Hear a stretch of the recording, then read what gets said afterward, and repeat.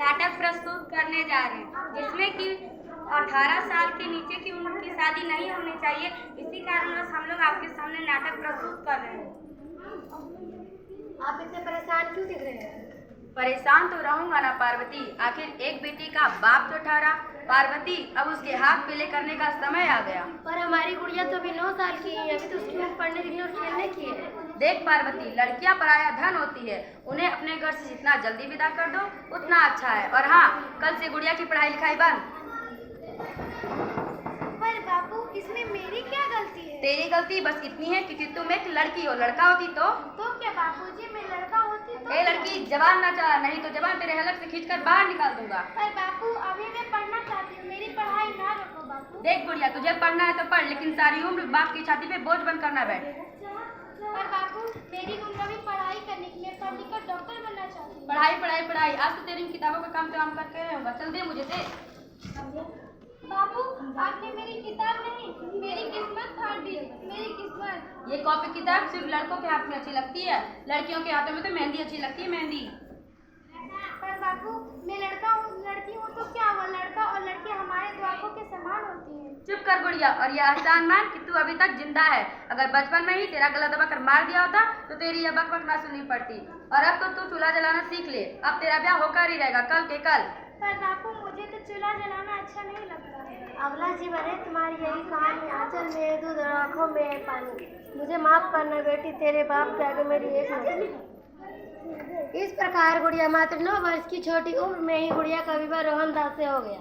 और उस बाल विवाह सामाजिक कुरीति है, इस कुप्रथा का शिकार होना पड़ा गुड़िया को। 5 वर्ष बाद गुड़िया 14 वर्ष की हो गई और उसने एक बच्चे को जन्म दिया।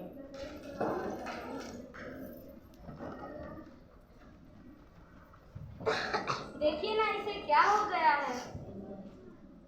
अरे, इसका माथा तो अंगार की तरह दब रहा है। इसे तो बहुत तेज बुखार है। आप ये क्या बोल रहे थे? कुछ नहीं हुआ। माता, जल्दी से डॉक्टर को बुलाओ। जी, अभी बुला कर लाए। इसे क्या कर रही है गुड़िया? भगवान की विभूति लगा रही हूँ। बस करो गुड़िया, ये सब अंधविश्वास है। ये आप क्या बोल रहे हैं? भगवान की कृपा से इसका माथा धीरे धीरे ठंडा होते जा रहा है। उठो उठो मुन्ना, उठो, देखो तुम्हारी माँ तुम्हें बुला रही है। उठो मुन्ना, उठो उठो मुन्ना, उठो मुन्ना, उठो। पागलपन बंद करो गुड़िया। माधव, माधव, चुप हो जा गुड़िया, ये सब पागलपन बंद करो। भगवान ने मुझसे मेरा बच्चा छीन लिया। भगवान ने नहीं, तुम्हारा अशिक्षा और विश्वास ने तुम्हारे बच्चा को छीना। अगर तुम आज पढ़ी लिखी होती तो हमारा बच्चा हमारे पास जीवित होता। आप ये क्या बोल रहे हैं? नहीं, नहीं रहूंगी मैं आज के बाद अनपढ़। मैं भी पढ़ूंगी ताकि किसी और गुड़िया को अपने बच्चे को इलाज के अभाव में ना खोना पड़े। शाबाश गुड़िया, शाबाश, यही तुम्हारे गलती का प्रायश्चित है।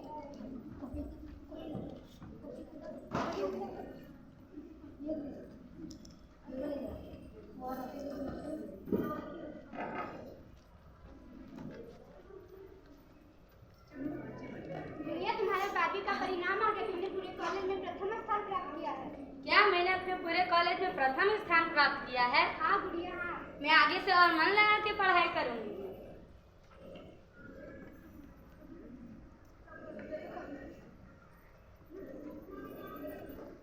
गुड़िया, तुम्हारी मेहनत रंग लाई है।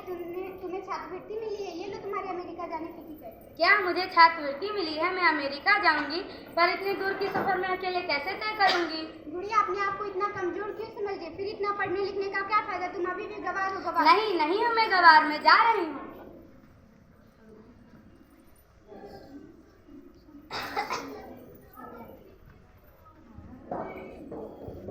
तो इस प्रकार गुड़िया अमेरिका के लिए रवाना हुई है और 3 साल बाद उन्होंने डॉक्टर की उपाधि प्राप्त कर ली है।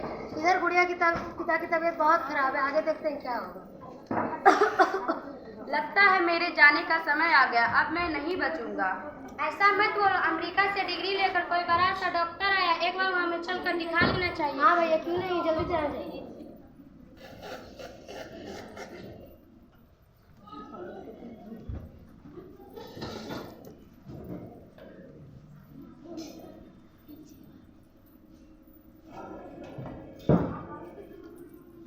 इस मरीज की हालत तो बहुत खराब है, अब इसे कोई चमत्कार ही बचा सकता है। ऐसा मत बोलो भाई, डॉक्टर मैडम कब तक आएंगे?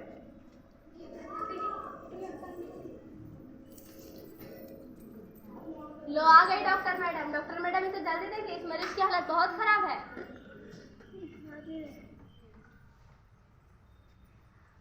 She is fine. अब आप बिल्कुल ठीक है, मौत के मुंह से निकाला है डॉक्टर मैडम ने आपको। कहाँ है डॉक्टर साहब? उनसे मुझे मिलना है। डॉक्टर साहब नहीं, डॉक्टर मैडम बोलो, डॉक्टर मैडम। धन्यवाद डॉक्टर मैडम। धन्यवाद डॉक्टर मैडम, आपने मेरी जान बचाई है। भला एक गरीब आपको इसके बदले क्या दे सकता है? वचन चाहिए मुझे कि कभी किसी लड़का और लड़की में भेद नहीं करोगे और कभी ये नहीं कहोगे कि कोई लड़की कभी कुछ कर नहीं सकती। ये कैसा वचन है? अरे सामूला, तुमने पहचाना नहीं, ये आपकी बेटी गुड़िया है। गुड़िया? मेरी बेटी गुड़िया? डॉक्टर? हाँ बापू, वही गुड़िया जिसके लिए आपने चूल्हा और दूल्हा के अलावा कुछ नहीं सोचा था। मुझे माफ कर दो मेरी बच्ची, मुझे माफ कर दो, मैं तुम्हारा गुनहगार हूँ। नहीं, क्या आपको याद नहीं आपने मुझ पे एहसान किया था मुझे जन्म देकर? मुझे माफ कर दो मेरी बच्ची, मुझे माफ कर दो, मैं तुम्हारा अपराधी हूँ। अपने बापू को माफ नहीं करेगी गुड़िया? सुबह का भोरा शाम घर आ जाए तो उसे भी माफ कर देते हैं। उठो बापू उठो।